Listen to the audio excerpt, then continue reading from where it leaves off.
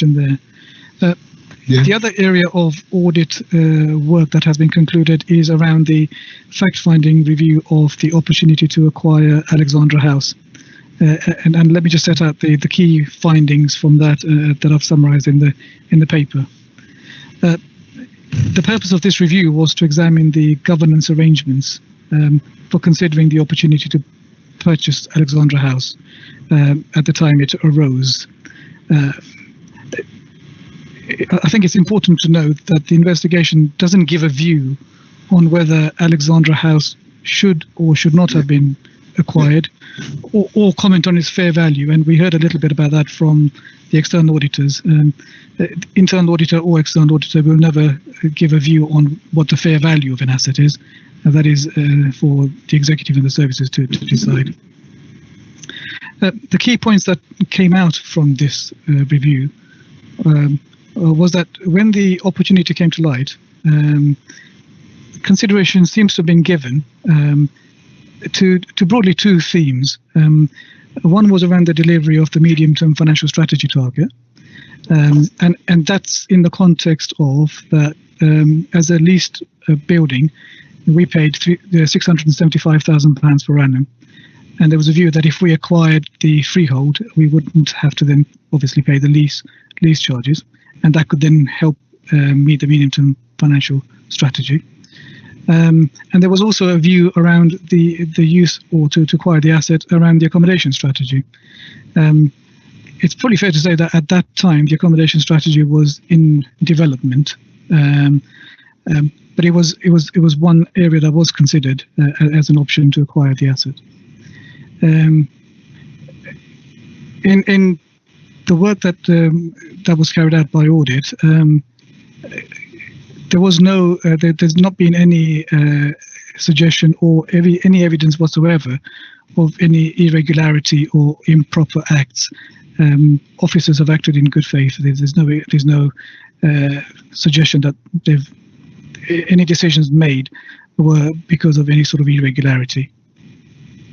But what does appear to have happened is that the governance arrangements we have not really responded well to this opportunity, and were weak. So what the auditors have said essentially is that that weakness has resulted in the consideration not being as detailed as it should have been, and decisions being sort of ad hoc. There certainly is a lack of evidence to show that there was a thorough business case that sought to try to understand what our reason, one way or the other, the merit or otherwise, of acquiring Alexandra House should be. And though, as I say, there are strands that show that there were opportunities that were thought about.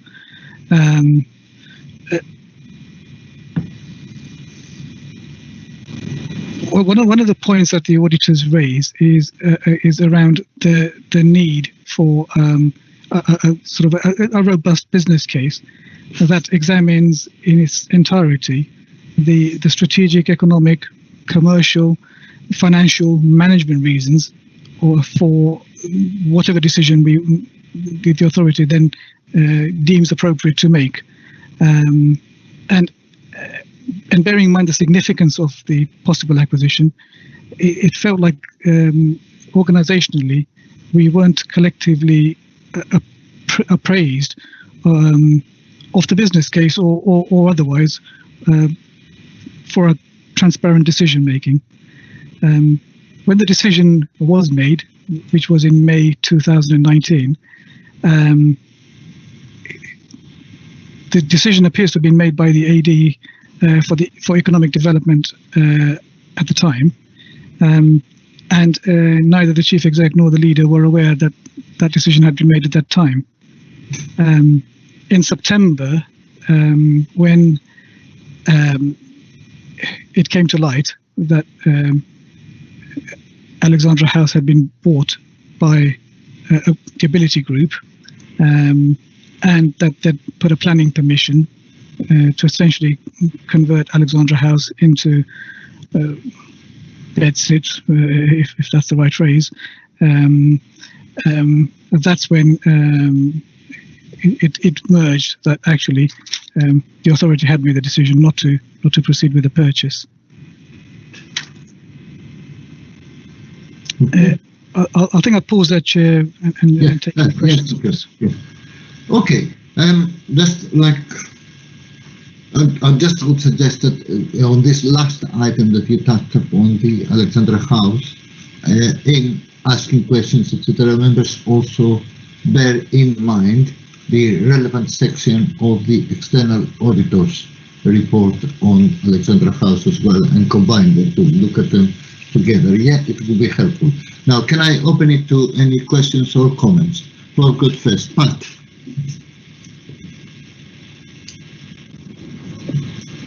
Patrick, thank you, Chair. Thank you, Chair. I wasn't expecting to be first. I thought I saw some other hands up. Sorry, if there are, I missed them. Who else has some? Sorry, I haven't seen any more hands. Okay, start. Okay. Yeah. Yes, now I saw another one. Yeah. Yeah, it is a concerning report in a number of aspects. What I think would be useful would be is obviously with a couple of key decisions. The May 2019, which is the first I've heard, is to not buy the property that within under a year we suddenly do buy, at quite alarming pace and for quite a very high price, as we've discovered. So that's a new piece of information that I'm unaware of, that the AD of Economic Development might have made that decision unilaterally. So that would raise concerns that we'd probably want to look into.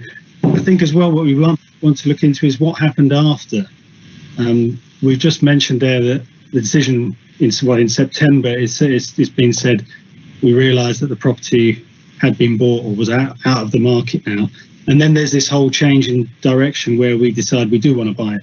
Is it possible that the internal audit could take up what happened next in terms of from May 2019 to March 2020, when, as the BDO report shows, we bought the asset for 15 million thereabouts and paid 6 million to effectively buy out this developer who'd managed to nip in between us changing our minds. So I just wonder if we could get a follow-up audit, if that would be possible. Mines, do you want to respond to that one? Or can I just check, Zina, is it on the same sort of like... Well, I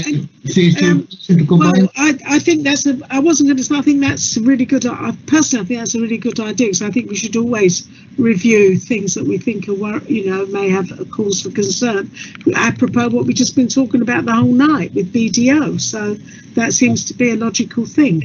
So, no, what I was going to say was that I found this letter very interesting. I was I have to confess, in the cabinet at the time. What I can't remember, what I think would be useful, is a small chronology. I can't remember, because I was sort of trying to look up whether they actually got planning permission or there was an application for planning, and I can't remember quite, and I'd like you to clarify if you know that, and when that application was put in. I think, like a chronology of events here, because the developers operate the way they do. They understand how to make money.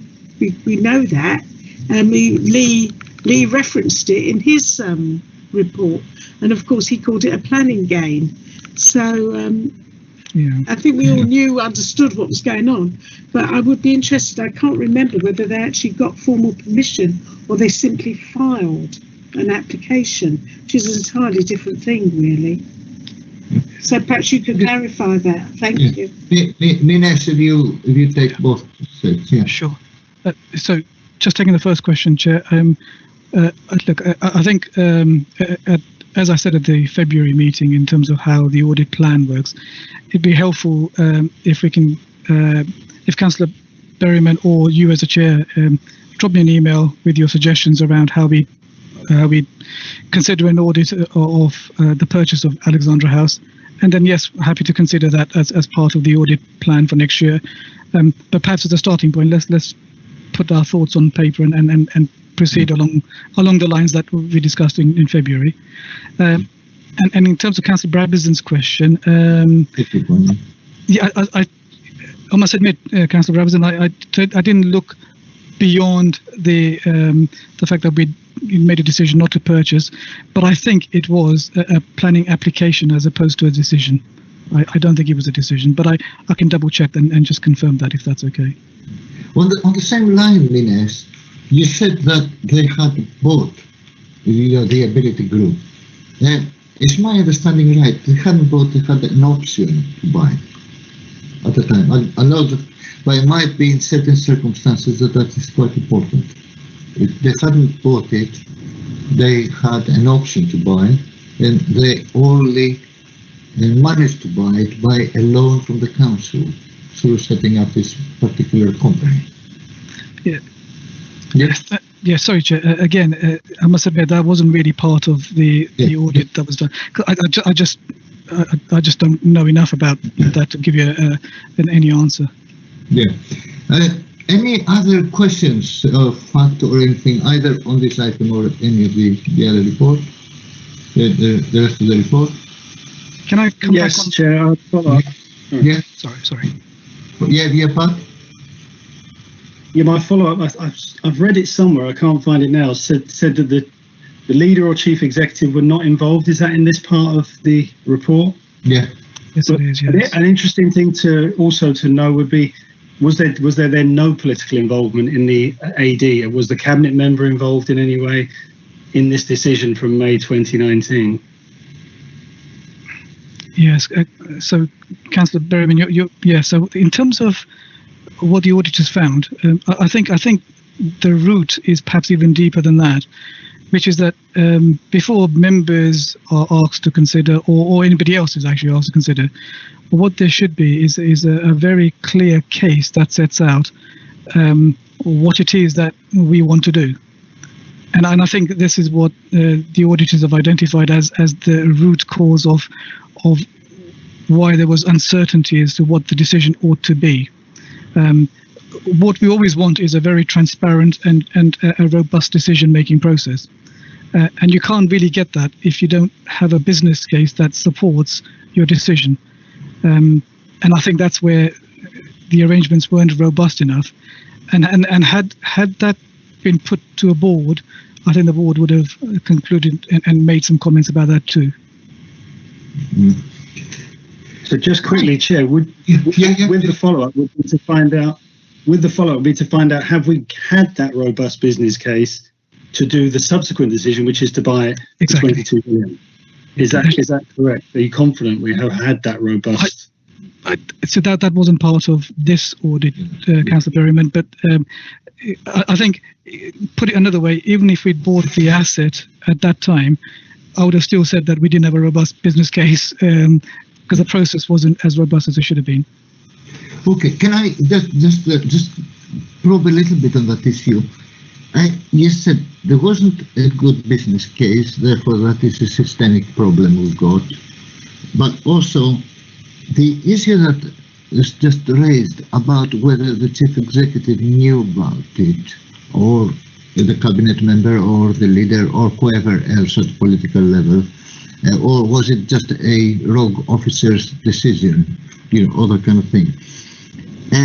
Is that an absolute fact, or is it that the auditors couldn't find a proper audit trail to confirm whether anybody had authorized it above that particular consultant who was acting head of the service at the time, of the particular section? Was it? I believe that particular officers were reporting to some other officer, director who has left the authority since then, and then there were reports in the Strategic Property Board about it, with progress on the purchase and the negotiations and so on, etc., etc.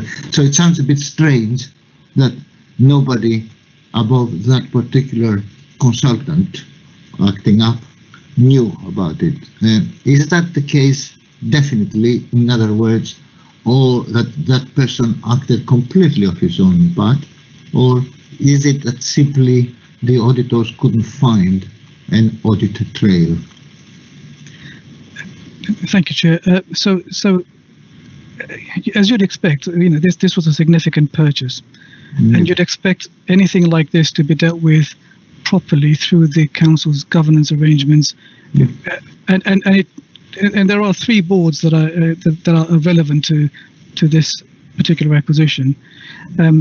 What the auditors noted was that none of the boards' minutes have any reference to Alexandra House acquisition not going ahead. So essentially, through the formal channels, the official manner in which we make decisions, there is no reference that says, right, we will not proceed with the purchase. Any other comments or questions anybody has before we conclude this item? All right, can I just suggest that, thank you very much, Nines. I think there are a bit of some disturbing findings from that particular audit. There are some limitations. As you said, it stops actually at the point of why we didn't purchase it at the time and who is responsible. It doesn't give us a definitive answer on who authorized it in the final analysis, so that is a little bit of a minus. There are concerns that the follow-up of it as well ended up with paying a lot more than otherwise if we hadn't notified at the time the freeholder that we're not interested. It wouldn't have gone. According to the external auditor's report, it's at least 22.6 million, and that is quite a big distance from when we were discussing about 10 to 14 million and then 15 million and that kind of thing, all that kind of thing. On this basis, I think that the suggestion of having a follow-up audit that looks a bit more on this aspect of it, as well as the follow-up, would be a appropriate case. You suggested that we write, or the councillors who are interested in it will write to you about that. But can I just put it to the committee?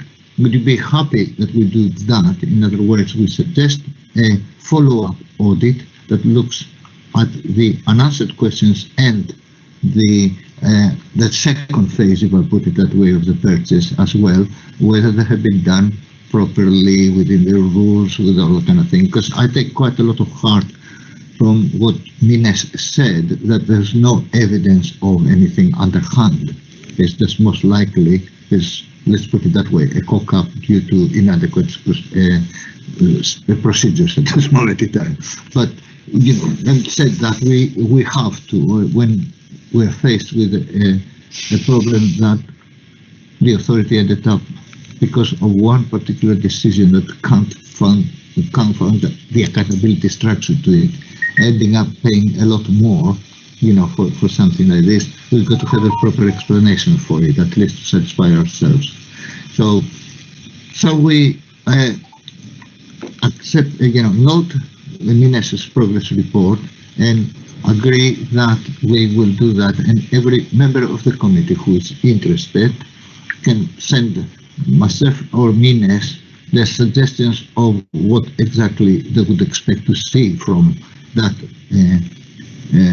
follow-up audit, and then Nines will decide and will tell us what he decided. Is that agreed? Agreed. Agreed, everybody? Agreed. Yeah. Okay, thank you very much. Well, we finished just 2 minutes before 9 o'clock that batch of reports.